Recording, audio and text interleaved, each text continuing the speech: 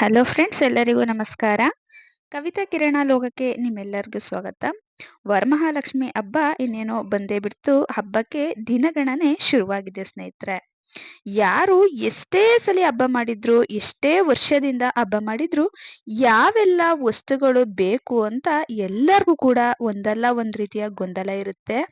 ಎಷ್ಟೇ ವಸ್ತುಗಳನ್ನ ಹಬ್ಬಕ್ಕೆ ತರಿಸ್ಕೊಂಡ್ರು ಕೂಡ, ಅಯ್ಯೋ ಇದೊಂದು ವಸ್ತು ತರಬೇಕಿತ್ತು, ನಾವು ಇದೊಂದು ವಸ್ತು ಮರ್ತೇ ಬಿಟ್ಟು ಅಂತ ಪ್ರತಿಯೊಬ್ರು ಮನ್ಸಲ್ಲೂ ಇದ್ದೇ ಇರುತ್ತೆ.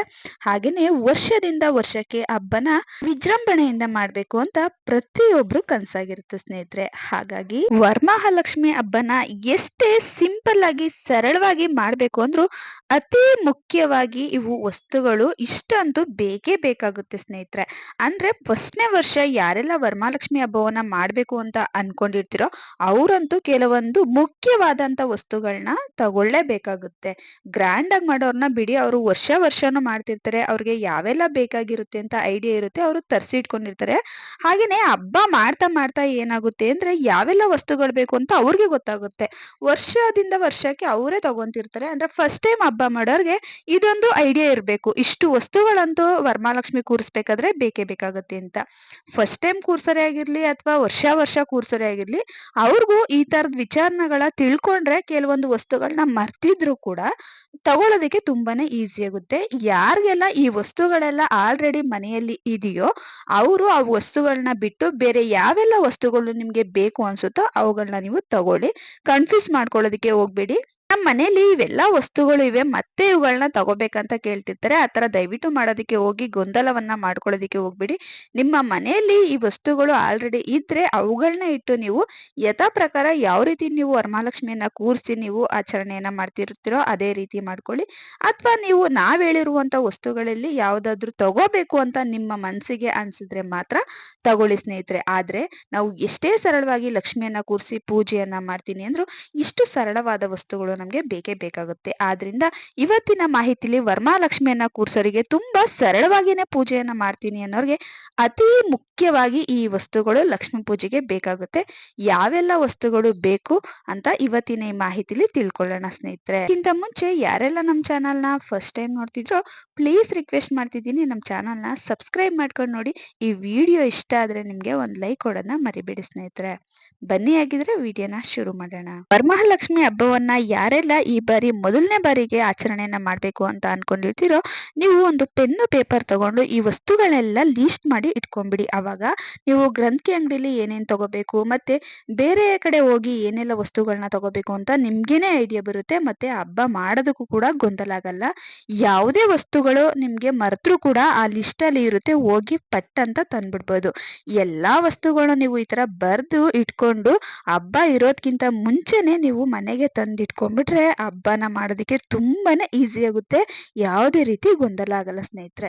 ಇನ್ನು ಅತಿ ಮುಖ್ಯವಾಗಿ ವರಮಹಾಲಕ್ಷ್ಮಿ ಹಬ್ಬ ಆಗ್ಲಿ ಅಥವಾ ಯಾವುದೇ ಒಂದು ಹಬ್ಬ ಆಗ್ಲಿ ಶುಭ ಕಾರ್ಯಗಳಿಗೆ ತುಂಬಾ ಮುಖ್ಯವಾಗಿ ಮೊಟ್ಟ ಮೊದಲನೇದಾಗಿ ನಾವು ಪರ್ಚೇಸ್ ಮಾಡ್ಬೇಕಾಗಿರುವಂತದ್ದು ಅರಿಶಿನ ಕುಂಕುಮ. ಇದು ಮಂಗಳ ದ್ರವ್ಯ, ಶುಭ ಸಂಕೇತ ಅಂತ ಹೇಳ್ತಾರೆ. ಹಾಗಾಗಿ ವರಮಹಾಲಕ್ಷ್ಮಿ ಹಬ್ಬಕ್ಕೆ ನೀವು ಅರಿಶಿನ ಕುಂಕುಮನ ಹೊಸದಾಗಿ ತಗೊಳ್ಳುವಂಥದ್ದು ತುಂಬಾನೇ ಒಳ್ಳೆಯದು. ಅದರಲ್ಲೂ ಕೂಡ ಗೋಪುರಂ ಅರಿಶಿನ ಕುಂಕುಮ ತುಂಬಾನೇ ಚೆನ್ನಾಗಿರುತ್ತೆ, ಅದನ್ನ ತಗೊಳ್ಳಿ ಸ್ನೇಹಿತರೆ. ಹಾಗೇನೆ ಮನೆಯಲ್ಲಿ ನಾವು ಮೊದಲನೇದಾಗಿ ಮನೆ ಕ್ಲೀನ್ ಮಾಡ್ಕೋಬೇಕಾದ್ರೆ ಏನೆಲ್ಲ ವಸ್ತುಗಳನ್ನ ನಾವು ಬಳಸ್ಬೇಕು ಅಂದ್ರೆ ನಾವು ಗಂಗಾಜಲ, ಗೋಮೂತ್ರ, ಅರಿಶಿನ ಇವೆಲ್ಲ ತಗೊಬೇಕಾಗುತ್ತೆ. ಮತ್ತೆ ಕಲ್ಲುಪ್ಪು, ಈ ವಸ್ತುಗಳನ್ನ ನಾವು ಮೊಟ್ಟ ಮೊದಲನೇದಾಗಿ ಲಕ್ಷ್ಮಿಯ ಸಾಂಕೇತಿಕವಾಗಿ ಇದನ್ನ ತಗೊಂಡ್ರೆ ತುಂಬಾನೇ ಒಳ್ಳೇದು ಸ್ನೇಹಿತರೆ. ಇನ್ನು ಪೂಜೆಗೆ ಮತ್ತೆ ಮುತ್ತೈದೆಯರಿಗೆ ಕೊಡೋದಕ್ಕಂತ ಎಲೆ ಅಡಿಕೆನ ತಗೋಬೇಕು. ಅದನ್ನ ಇಷ್ಟೇ ತಗೋಬೇಕು ಅಂತ ಏನಿಲ್ಲ, ನಿಮ್ಗೆ ಎಷ್ಟು ಅಗತ್ಯ ಇರುತ್ತೋ ನಿಮ್ಮ ಅನುಕೂಲಕ್ಕೆ ತಕ್ಕಂತೆ ವಿಳ್ಯದೆಲೆ ಅಡಿಕೆಯನ್ನು ಕೂಡ ನೀವು ತಗೋಬಹುದು. ಅದರಲ್ಲಿ ಅರಿಶಿನ ಕುಂಕುಮನ ವರಮಹಾಲಕ್ಷ್ಮಿ ವ್ರತಕ್ಕೆ ಅಥವಾ ಆಚರಣೆಯನ್ನ ಮಾಡೋರು ಮೊಟ್ಟ ಮೊದಲನೇದಾಗಿ ನೀವು ಕೊಂಡ್ಕೋಬೇಕಾಗುತ್ತೆ. ಇನ್ನು ರಂಗೋಲಿ ಬೇಕು, ಮತ್ತೆ ಲಕ್ಷ್ಮಿಯನ್ನ ಕೂರ್ಸೋದಿಕ್ಕೆ ಮಣೆ ಬೇಕು ಅಥವಾ ಮಂಟಪ, ಮತ್ತೆ ದೇವರ ವಿಗ್ರಹ, ದೇವರ ಫೋಟೋ, ಮತ್ತೆ ಫಸ್ಟ್ ಟೈಮು ಯಾರೆಲ್ಲ ಈ ಹಬ್ಬವನ್ನ ಮಾಡ್ತಿರ್ತಾರೋ ಅವರು ಮುಖ್ಯವಾಗಿ ವರಮಹಾಲಕ್ಷ್ಮಿ ಹಬ್ಬದ ವ್ರತದ ಕಥೆಯ ಬುಕ್ಸ್ ಅನ್ನ ತಗೋಬೇಕಾಗುತ್ತೆ. ಇದು ತುಂಬಾನೇ ಮುಖ್ಯವಾದ್ದು. ಇನ್ನ ನಂದಾದೀಪ, ಯಾಕಂದ್ರೆ ವರಮಹಾಲಕ್ಷ್ಮಿ ಹಬ್ಬದ ದಿನ ಪ್ರತಿಯೊಬ್ರು ಕೂಡ ನಂದಾದೀಪವನ್ನ ಆರಾಧನೆಯನ್ನ ಮಾಡ್ತಿರ್ತಾರೆ. ಹಾಗಾಗಿ ಹೊಸದಾಗಿ ತಗೊಳ್ಳಿ. ಯಾರೆಲ್ಲ ಈ ವಸ್ತುಗಳು ಇಲ್ವೋ ಅವರು ತಗೊಳ್ಳಿ, ಅಥವಾ ಪ್ರತಿ ವರ್ಷ ನೀವು ಆಚರಣೆಯನ್ನ ಮಾಡ್ಬೇಕಾದ್ರೆ ಈ ವಸ್ತುಗಳು ಇದೆ ಅಂದ್ರೆ ತಗೊಳ್ಳೋದಿಕ್ಕೆ ಹೋಗ್ಬೇಡಿ. ಮತ್ತೆ ದೀಪಲೆ ಕಂಬ ಬೇಕಾಗುತ್ತೆ. ತುಪ್ಪ, ಎಣ್ಣೆ, ದೀಪಕ್ಕೆ ಹಾಕುವಂತ ಬತ್ತಿ, ಹತ್ತಿ ಮತ್ತೆ ತುಪ್ಪದ ಬತ್ತಿಗಳು ಇವೆಲ್ಲದೂ ಕೂಡ ನೀವು ಹೊಸದಾಗೆ ತಗೋಬೇಕು. ಮತ್ತೆ ದೇವರ ಸಾಮಗ್ರಿಗಳು ಗಂಟೆ ಆಗಿರ್ಬೋದು, ಪಂಚಪಾತ್ರೆ ಆಗಿರ್ಬೋದು, ಉದ್ದರಣೆ, ಅರ್ಘ್ಯ ಪಾತ್ರೆ ಪ್ರತಿಯೊಂದು ದೇವರ ಸಾಮಗ್ರಿಗಳನ್ನು ಕೂಡ ತಗೋಬೇಕು. ಹಾಗೇನೆ ಮನೆಯಲ್ಲಿ ನೀವು ಲಕ್ಷ್ಮಿಗೆ ಪ್ರಿಯವಾದಂತ ವಸ್ತುಗಳು ಗೋಮತಿ ಚಕ್ರ, ಕವಡೆಗಳಾಗಿರ್ಬೋದು, ಕಮಲದ ಬೀಜಗಳಾಗಿರ್ಬೋದು ತಗೊಳ್ಳಿ. ಮತ್ತೆ ಕಳಸಕ್ಕೆ ಹಾಕುವಂತ ವಸ್ತುಗಳನ್ನು ಕೂಡ ನೀವು ತಗೊಬೇಕಾಗುತ್ತೆ. ಹಾಗೇನೆ ಮಂತ್ರಾಕ್ಷತೆ, ಶ್ರೀಗಂಧ, ಊದ್ಗಡ್ಡಿ, ಹೂವು, ಪತ್ರೆ, ಗೆಜ್ಜೆ ವಸ್ತ್ರ ಇಷ್ಟು ವಸ್ತುಗಳನ್ನ ನೀವು ಮರೆಯದೆಲೆ ತಗೋಬೇಕು. ಅದೇ ರೀತಿ ನೀವು ಲಕ್ಷ್ಮಿಗೆ ಪಂಚಾಮೃತ ಅಭಿಷೇಕವನ್ನ ಮಾಡ್ತೀನಿ ಅಂತಂದ್ರೆ ನೀವು ದೇವರ ವಸ್ತುಗಳನ್ನೆಲ್ಲ ಪ್ರತಿಯೊಂದನ್ನು ಕೂಡ ತೊಳೆದು ಯಾವೆಲ್ಲ ವಸ್ತುಗಳನ್ನ ಇಟ್ಟು ಆ ದಿನ ಪೂಜೆಯನ್ನ ಮಾಡ್ತಿರೋ ದೀಪಗಳು, ದೀಪಾಲೆ ಕಂಬ ಪ್ರತಿಯೊಂದು ವಸ್ತುಗಳನ್ನ ತೊಳೆದಿಟ್ಕೊಳ್ಳಿ.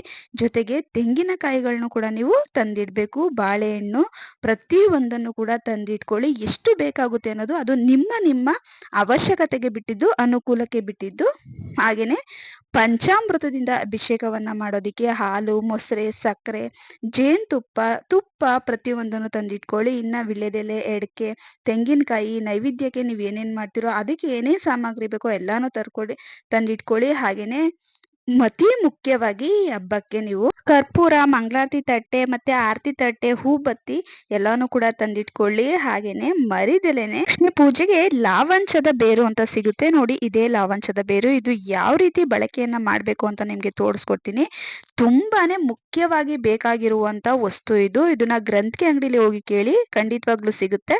ಇದನ್ನು ಅಷ್ಟೇ ಮರಿದೆಲೆನೆ ತಗೊಬನ್ನಿ. ನಾವು ಲಕ್ಷ್ಮಿಯನ್ನ ಕೂರಿಸಿ ಪೂಜೆಯನ್ನ ಮಾಡ್ತೀನಿ, ಲಕ್ಷ್ಮಿಯ ಮುಖಪದ್ಮವನ್ನ ಹಾಕಿ ಪೂಜೆಯನ್ನ ಮಾಡ್ತೀನಿ ಅನ್ನೋರು ಒಂದು ತಾಮ್ರದ ಬಿಂದಿಗೆ ಅಥವಾ ಬೆಳ್ಳಿಯ ಚೊಂಬು ಇವೆಲ್ಲ ತಗೋಬೇಕಾಗುತ್ತೆ. ಲಕ್ಷ್ಮಿ ಮುಖಪದ್ಮ ಬೇಕು. ಹಾಗೇನೆ ಲಕ್ಷ್ಮಿಗೆ ಅಲಂಕಾರಕ್ಕಾಗಿ ನಾವು ಯಾವೆಲ್ಲ ಒಡವೆಗಳನ್ನ ಬಳಸ್ತೀವಿ ಆ ಒಡವೆಗಳನ್ನ ತಗೊಳ್ಳಿ.